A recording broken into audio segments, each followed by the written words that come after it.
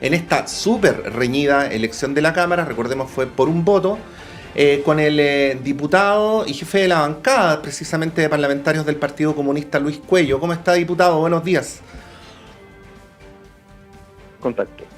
Diputado, ¿me escucha? Yo lo había escuchado ahí con alguna interrupción. ¿Me escucha bien? Yo lo escucho bien, Patricio. Muy buen día. Muchas gracias por el contacto. Sí, no, muchas gracias a usted. Debo confesar, de hecho está al aire, no lo puedo desmentir, que hace un par de semanas yo pensaba que ya era inviable que el Partido Comunista llegara a presidir la Cámara. ¿Qué ocurrió en las últimas semanas y en especial en los últimos días? Bueno, esto ha sido un largo proceso que no partió ahora, sino que partió cuando inició este periodo legislativo. Ahí se hizo un acuerdo administrativo que por distintas razones que usted comentaba hace poco, se vio truncado, se vio incumplido, fuimos objeto de un veto y en el último tiempo, el año pasado, nosotros reconfiguramos el acuerdo administrativo, sumamos otras fuerzas, luego surgieron los típicos cuestionamientos que van cambiando de acuerdo a cuál es la agenda noticiosa, pero en definitiva creo que lo más importante es que después de mucha conversación y diálogo que hemos participado los jefes de comité de distintas bancadas, hemos logrado que asuma que el oficialismo se mantenga en la mesa de la Cámara y que al mismo tiempo se haya cumplido algo que ha sido largamente postergado, que es la presidencia del Partido Comunista, en este caso de la mano de la diputada Carol Cariola, quien tiene además una larga trayectoria política y es la diputada más votada de la Cámara.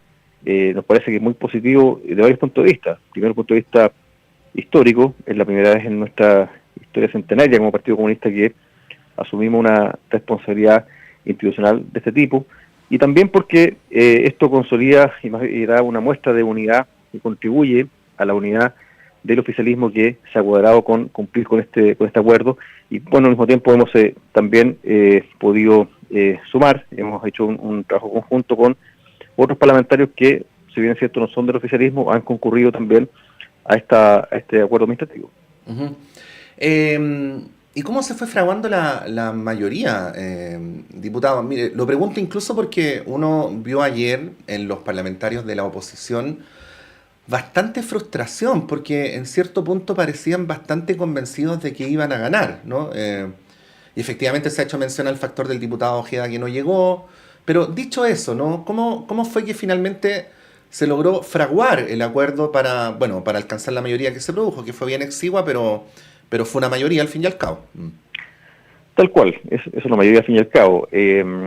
Bueno, yo creo que la derecha tenía alguna expectativa, tenía esperanzas en repetir el escenario que se dio en el Senado, donde la propia derecha incumplió con su palabra y que sumó al Partido Demócratas. Claro, tenían esa expectativa porque en la Cámara de Diputadas y Diputados, si bien es cierto, la bancada del Partido Demócrata había firmado un acuerdo, su puño y letra, después, lo desconoció abiertamente y eso le daba cierta chance a la derecha.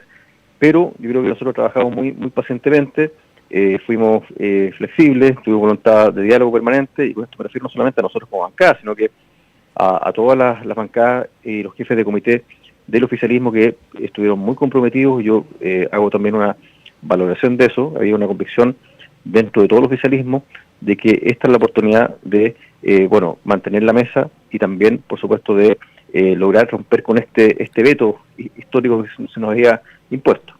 Sí, vamos a ir a eso después, pero una de las cosas que nosotros criticábamos acá, diputado, es que el nivel del debate y de la argumentación en torno a la presidencia de la Cámara fue en general súper bajo. No sé si usted lo comparte, ¿no? Pero se decían muchas cosas, ninguna de las cuales apuntaba a que la ciudadanía entendiera por qué era mejor que presidiera una u otra persona y por qué es importante presidir la Cámara de Diputados, ¿no? Bueno, quiero volver a esto porque en los días y semanas previos se señaló que si el oficialismo llegaba a perder la presidencia de la Cámara, esto podía suponer una lápida ya definitiva para las posibilidades de impulsar reformas por parte del gobierno del presidente Boric. Bueno, volvamos al fondo, hagamos un poco de pedagogía. ¿Por qué no da lo mismo quien presida la Cámara y por qué es importante para el oficialismo encabezar la testera?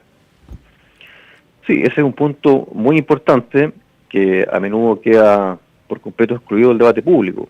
Y la importancia que tiene en la configuración, o más bien las presidencias de las cámaras, tienen que ver con la fijación de las tablas, con determinar qué proyectos son los que se someten a debate y también las posibilidades de alcanzar mayoría en esos proyectos. Eso es lo importante. Yo creo que acá lo que está de fondo, el mar de fondo, es que, en definitiva, la derecha tiene una apuesta desde el día 1 de este gobierno por boicotear todas las reformas que significan transformaciones y significan cambios en la vida de los chilenos. Entonces hay una apuesta por hacer fracasar las reformas y también, en definitiva, por controlar el Congreso Nacional haciendo una suerte de vocería. Yo creo que acá hay una clara identificación de intereses, hay una comunidad de intereses muy clara entre la derecha política, que está compuesta por Chile Vamos, el Partido Republicano, con la derecha económica, haciendo una suerte de vocería de los intereses de la AFP, de la ISAPRE, y desde luego que eso se quiso trasladar también al control de las cámaras para impedir que se afecten los intereses de estos grandes grupos empresariales. Yo creo que eso es lo que está de fondo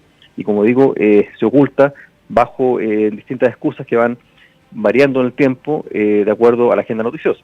Sí. Entonces, por lo tanto, es muy importante que hoy día la Cámara esté encabezada por el oficialismo para justamente poner en tabla aquellos proyectos que le interesan y que se hacen cargo de las demandas del pueblo chileno. Tenemos dos grandes reformas que están pendientes, la reforma de las pensiones y el pacto fiscal, y eso debe avanzar, claro, y eso de algún modo encuentra mayores posibilidades con una mesa de la Cámara que esté encabezada por el oficialismo.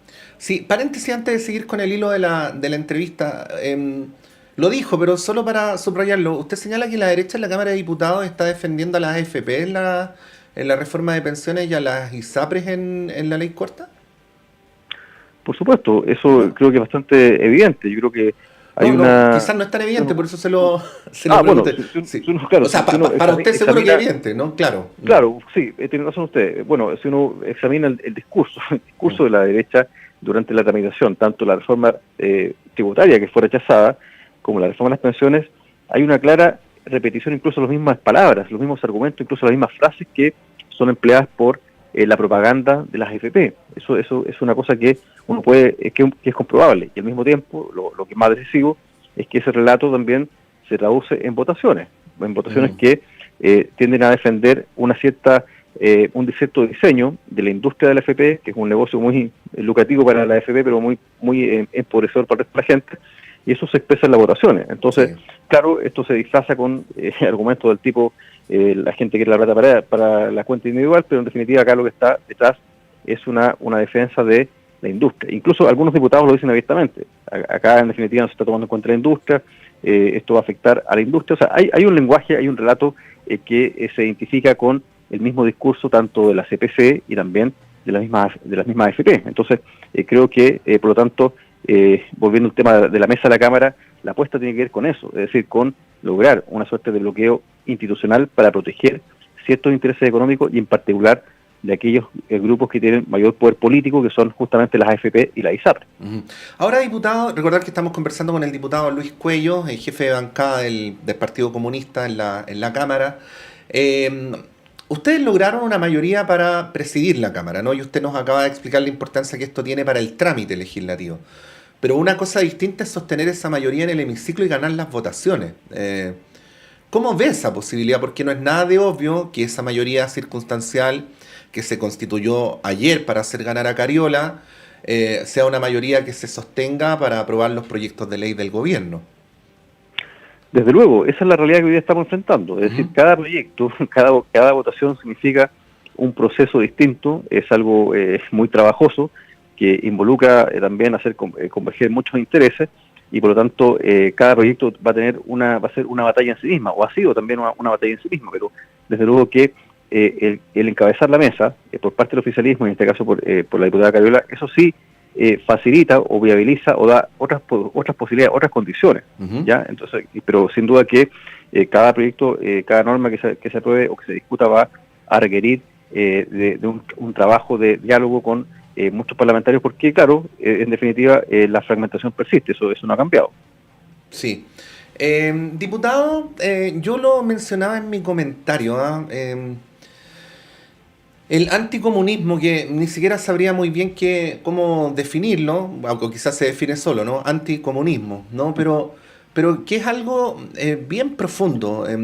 Yo leí muchas reacciones durante las últimas horas y claro, se señalaba que un partido como el comunista no podía presidir la Cámara, que era un día negro para la democracia chilena, que esto podía tener graves consecuencias.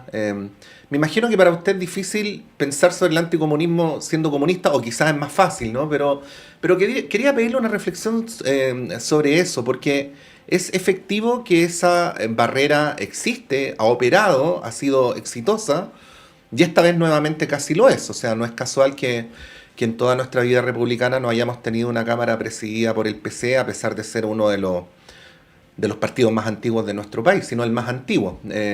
No, junto con el radical, me corrijo. ¿Qué reflexión podría hacer al respecto?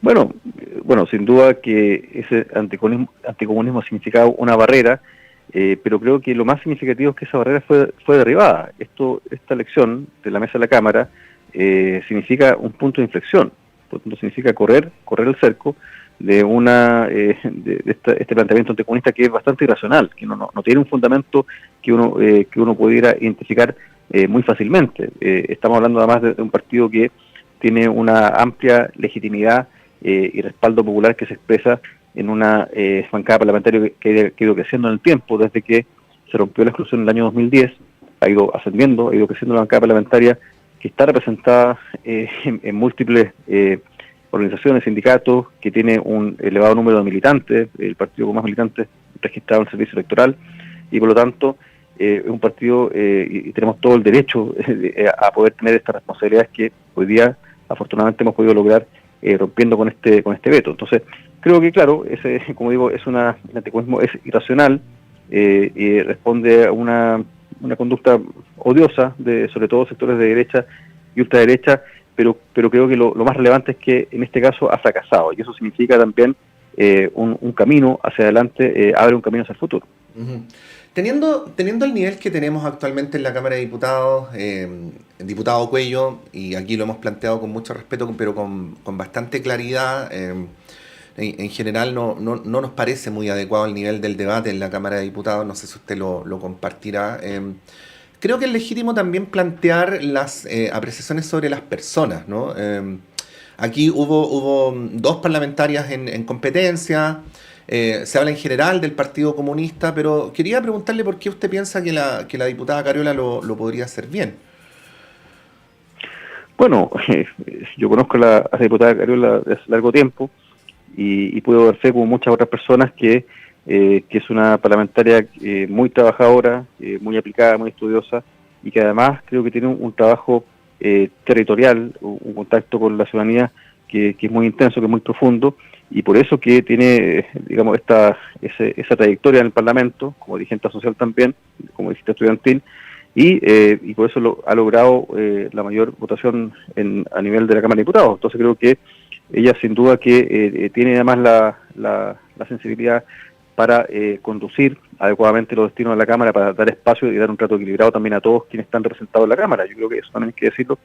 Todos quienes estamos en la Cámara tenemos un mandato popular y por lo tanto tenemos perfecto derecho a hacer nuestros planteamientos en el hemiciclo, y eso creo que va a ser recogido y va a ser sin duda respetado. O sea, acá hay garantía de trato equilibrado para todos y todas. Entonces, eso me parece que es importante. Yo no quiero hacer una calificación de las otras alternativas que fueron propuestas, porque en definitiva, como digo, responden a otros fenómenos, creo que a otros intereses, y que, bueno, en este caso han fallado, pero sin duda que acá existió un intento por plantearnos establecer un bloqueo definitivo a la reforma, controlando ambas cámaras.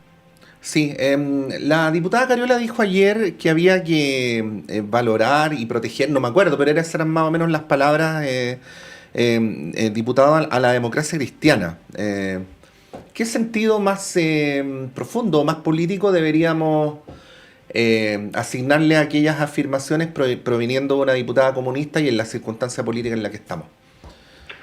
A ver, yo diría lo siguiente. Por un lado estamos el mundo, no solamente Chile, el mundo, hay una corriente de ultraderecha, de una derecha muy conservadora, que está conquistando posiciones, y eso amenaza las democracias, amenaza también la calidad de vida de las personas desde el punto de vista que se profundice las desigualdades. Y en Chile estamos también observando ese fenómeno, y eso requiere también una reflexión y ciertos encuentros, puntos de encuentro y convergencia con fuerzas que no son de izquierda, pero que tienen que son progresistas. Yo creo que la democracia cristiana, perfectamente, con ellos podemos compartir algunos objetivos en algunos puntos, y eso se ha expresado hoy día en el acuerdo municipal y también en el acuerdo de la Cámara. La democracia cristiana ha honrado su palabra. Nosotros el año pasado logramos un acuerdo con ellos, y ellos han honrado su palabra y han formado parte ya de 2 mesas. Por lo tanto, creo que ciertamente, claro, más allá de las obvias diferencias que podemos tener con la democracia cristiana, creo que sin duda pueden haber puntos de encuentro que se pueden traducir también en votaciones de proyectos importantes. Diputado Luis Cuello, le queremos agradecer por esta conversación. Que tenga un buen día. Buen día, Patricio, muchas gracias. Ahí estaba el diputado por la región de Valparaíso, jefe de bancada de los comunistas en la Cámara de Diputados y Diputadas, Luis Cuello, dando su apreciación sobre la elección súper estrecha de la testera de la Cámara de Diputados el día de ayer. Hay que recordar además que durante los días previos, de alguna manera, Cuello fue la voz pública del Partido Comunista ante una diputada Cariola que, por razones comprensibles, se mantuvo más bien en un bajo perfil, en silencio, hasta el día de ayer, en que finalmente se lograron aglutinar las mayorías en torno a su postulación. Bueno, esto tiene una serie de aristas, de consecuencias que vamos a seguir conversando, por cierto, después de la pausa en este radioanálisis de día martes 16 de abril del año 2024.